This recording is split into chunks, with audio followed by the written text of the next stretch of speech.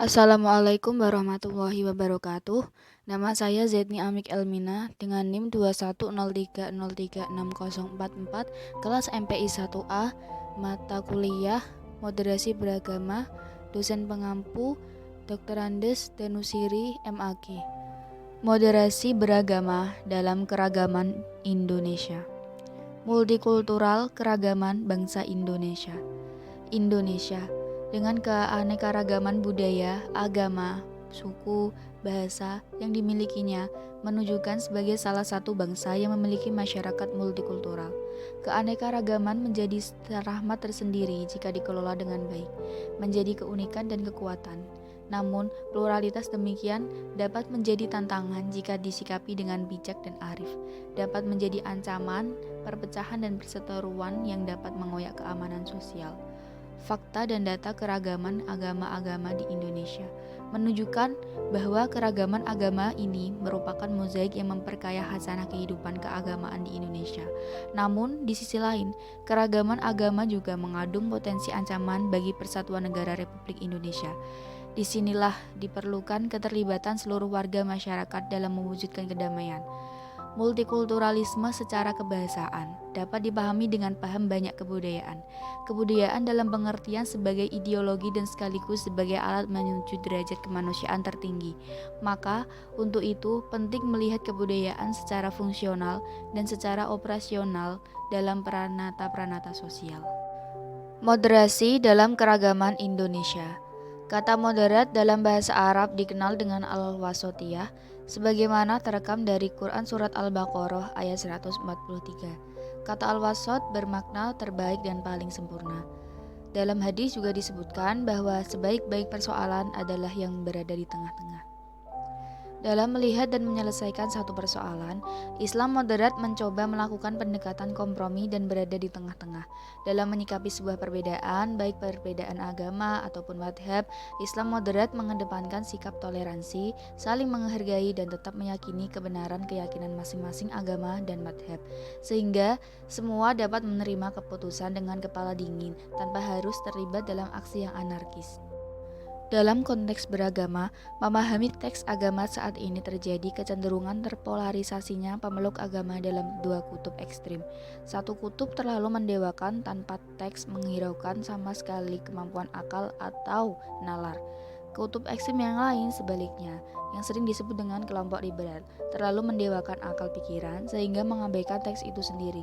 Jadi jelas bahwa moderasi beragama sangat erat terkait dengan menjaga kebersamaan dengan memiliki sikap tenggang rasa, sebuah warisan leluhur yang mengajarkan kita untuk saling memahami satu sama lain yang berbeda dengan kita.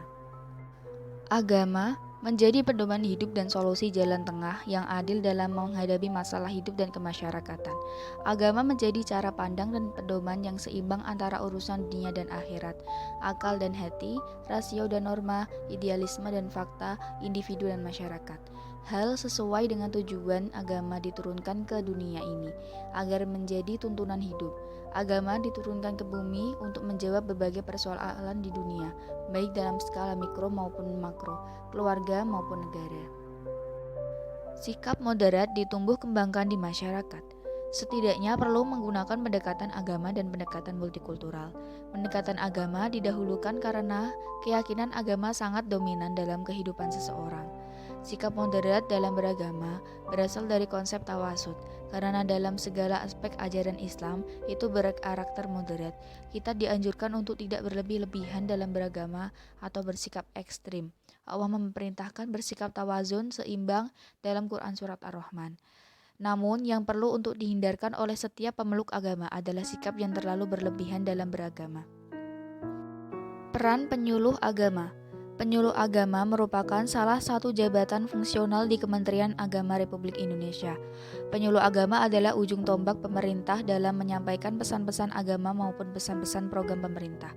Peran penyuluh agama dalam masyarakat sangat penting karena sebagian masyarakat masih memandang pentingnya sosok ideal sebagai figur dan patron dalam kehidupan masyarakat. Oleh karena itu, penyuluh agama memiliki potensi untuk didudukan sebagai figur atau tokoh agama di masyarakat. Untuk menumbuhkan motivasi dan melakukan tindakan-tindakan membangun kesadaran dan sikap moderasi beragama tersebut, penyuluh agama diharapkan berfungsi sebagai yang pertama, informatif dan edukatif. Penyuluh agama memposisikan sebagai juru dakwah yang berkewajiban mendakwahkan ajaran agamanya, menyampaikan penerangan agama dan mendidik masyarakat dengan sebaik-baiknya sesuai ajaran agama. Yang kedua, fungsi konsultatif. Penyuluh agama menyediakan dirinya untuk turut memikirkan dan memecahkan persoalan-persoalan yang dihadapi masyarakat, baik secara pribadi, keluarga, maupun sebagai masyarakat umum. Yang ketiga, fungsi administratif. Penyuluh agama memiliki tugas untuk merencanakan, melaporkan, dan mengevaluasi pelaksanaan penyuluhan dan bimbingan yang telah dilakukan. Bangunan masyarakat yang toleran, damai perlu dioptimalkan oleh para penyuluh melalui kegiatan atau tahapan. Yang pertama, melakukan perencanaan kegiatan. Yang kedua, mengorganisir kegiatan. Yang ketiga, melaksanakan kegiatan serta melakukan monitoring untuk evaluasi program moderasi beragama.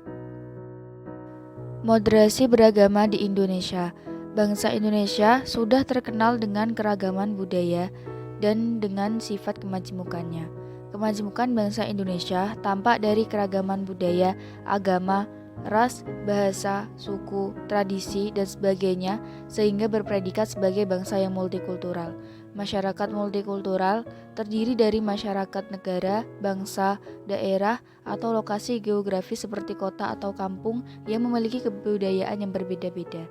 Berbagai tragedi ketidakharmonisan masyarakat multibudaya yang pernah terjadi di Indonesia dapat terjadi akibat dari minimnya kesadaran multibudaya, rendahnya moderasi beragama, serta kekurang-arifan dalam mengelola keberagaman masyarakat, yang menyebabkan terjadi gesekan horizontal yang berujung pada perpecahan yang semuanya menjadi pengalaman pahit bangsa Indonesia.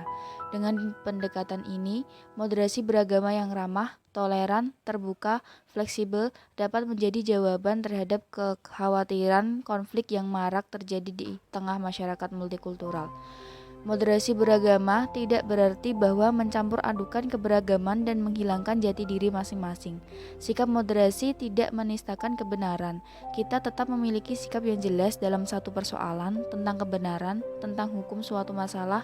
Namun dalam moderasi beragama, kita lebih pada sikap keterbukaan menerima bahwa di luar diri kita ada saudara sebangsa yang juga memiliki hak yang sama dengan kita sebagai masyarakat yang berdaulat dalam bingkai kebangsaan. Masing-masing orang memiliki keyakinan di luar keyakinan atau agama yang mesti kita hormati dan akui keberadaannya. Untuk itu, kita perlu terus-menerus bertindak dan beragama dengan cara moderat. Islam telah mengajarkan moderasi beragama dari zaman Nabi. Moderasi dalam Islam telah dicontohkan oleh para pendahulu kita, mulai dari Nabi kita, sahabat, para ulama termasuk ulama-ulama kita adalah berlaku adil atas sesama tanpa harus melihat latar belakang agama, ras, suku, dan bahasa. Moderasi dalam Islam. Moderasi Islam menjadi paham keagamaan keislaman yang mengejawantahkan ajaran Islam yang sangat esensial.